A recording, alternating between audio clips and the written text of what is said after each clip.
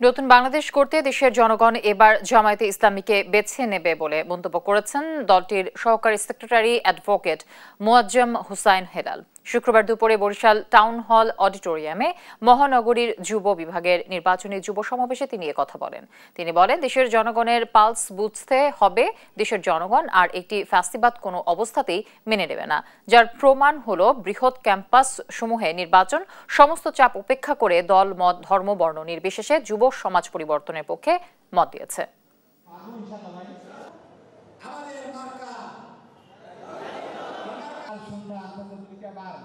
ব্যালটের মাধ্যমে জাতীয় সংসদে আমাদের নেতৃত্ব প্রতিনিধি সেখানে পাঠাতে হবে, তাহলেই কল্যাণকর সমাজ ব্যবস্থা নির্মিত হতে পারে।